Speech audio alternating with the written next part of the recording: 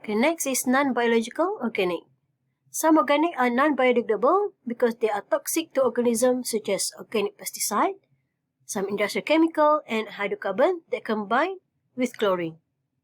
So molecules with extremely strong bonds such as polysaccharides and benzene are also non-biodegradable. Example, the detergent surfactant compound ABS. Because ABS that form the foaming. So it is non-biodegradable. So many of the organic associated with petroleum and with its refining and processing also contain benzene, okay, the strong bond. Insecticide, herbicide, pesticide accumulate to the top food chain also can cause extinction of animal species. For non-biological organic, the measurement can be done by COD, chemical oxygen demand, or through TOC, okay, total organic content.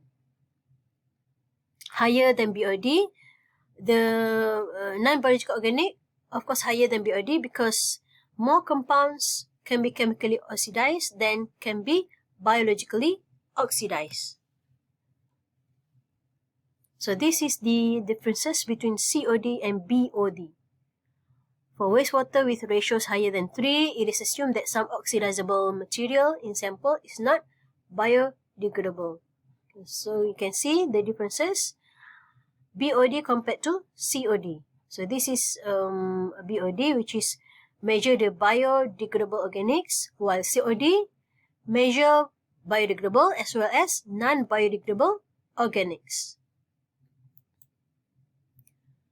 Okay, next is for chemical, we have nutrients. Okay, this is the essential element for growth of plant, animal, and aquatic species. So in most cases, nitrogen and phosphorus are nutrients that are limiting factors in aquatic plant growth.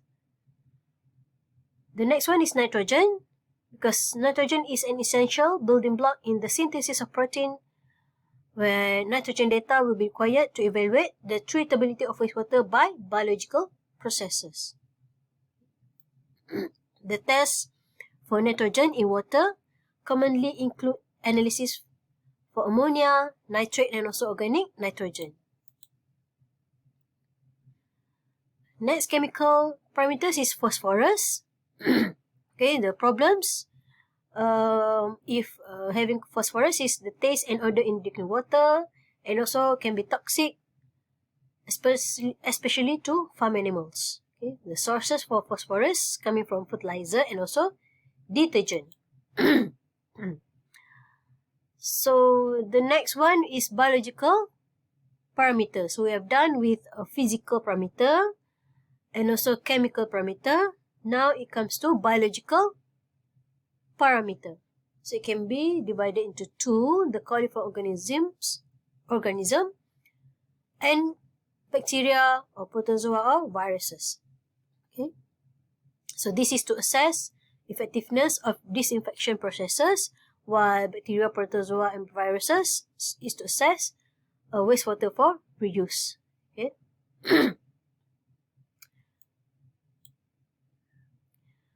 So for biological parameter, you can look at the bacteria. Okay, this is an example of bacteria. Okay, again, example of bacteria. And also we have fungi, algae, protozoa. And lastly, viruses. Okay, this is an example of viruses. Okay, so viruses are a major hazard to public health because it can live as long as 41 days in water and wastewater at 20 degrees C. And they cause lots of dangerous diseases. Okay, so we have done with a biological parameter. And next is water quality requirement. So water quality requirement vary according to the proposed use of the water, and then is set by the government. Okay, this is the WQS, water quality system. And then water quality index varies with changes in parameter values that would be indicative of changes in the quality of water. So by having water quality index, we can determine whether the pollution level of water is either excellent, good, medium, bad, or very bad. Okay, based on the water quality index. So water quality index measures general water quality condition and does not reflect the presence of toxic compounds or specific toxic conditions. Okay, and this example is the 5th schedule of standard A and standard B. So later we will look at this standard A and standard B. This is the 6th schedule for water. Okay, so that's all for chapter 1.